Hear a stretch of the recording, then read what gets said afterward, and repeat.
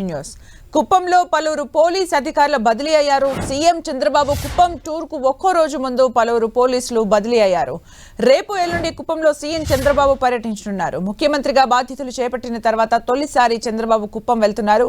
చంద్రబాబు వచ్చే ఒక్కో రోజు ముందు చిత్తూరు ఎస్పీ మణికంఠ 4 పిఎస్లకు సంబంధించిన పలువురు అధికారులను బదిలీ చేస్తూ ఉత్తర్వులు జారీ చేశారు.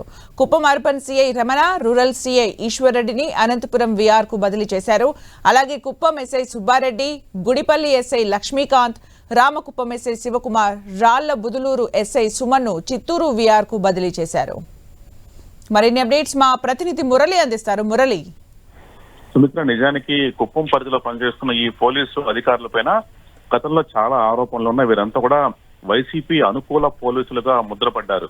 ఈ నేపథ్యంలో రాష్ట్రంలో ప్రభుత్వం మారిన సంగతి తెలిసిందే. ఆ తర్వాతే స్వయంగా ముఖ్యమంత్రి హోదాలో చంద్రబాబు నాయుడు రేపు కుప్పం రాబోతున్నారు. 2 రోజుల పాటు ఆయన తన సొంత నియోజకవర్గంలో గడపబోతున్నారు. ఈ నేపథ్యంలో ఎవరైతే వైసీపీ అనుకూల పోలీసులుగా ముద్రపడ్డారో వారెవరూ కూడా ఇక్కడ ఉంచడానికి ఒప్పుకోకపోమంటూ టీడీపీ నేతలు మొదటి నుంచి కూడా డిమాండ్ చేస్తున్నారు. అందుకు అనుగుణంగానే జిల్లా ఎస్పీ మణికంఠ స్పందించారు.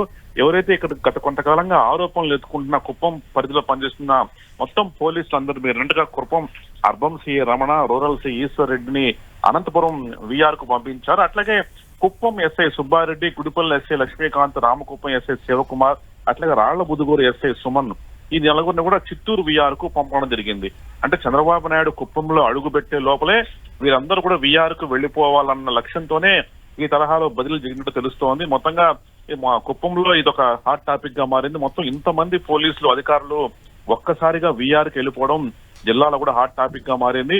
మొత్తంగా మరికొంతమంది జిల్లా పోలీసులపై కూడా ఇదే తరహాలో వేటు ఉంటుందన్న ఒక ప్రచారం చాలా బలంగా జరుగుతోంది. మరోవైపు రేపు చంద్రబాబు నాయుడు కుప్పం పర్యటనకు సంబంధించి అన్ని ఏర్పాట్లు కూడా పూర్తి చేశారు. అధికార యంత్రాంగం ఒకవైపు, పార్టీ శ్రేణులు ఒకవైపు, మొత్తం కార్యక్రమం ఎక్కడ కూడా ఎలాంటి ఇబ్బందులు కలగకుండా అన్ని ఏర్పాట్లు పూర్తి చేశారు. 4వసారి ముఖ్యమంత్రిగా బాధ్యతలు స్వీకరించిన తర్వాత చంద్రబాబు నాయుడు తొలిసారిగా తన సొంత కాన్స్టిట్యున్సీకి రాబోతున్నారు.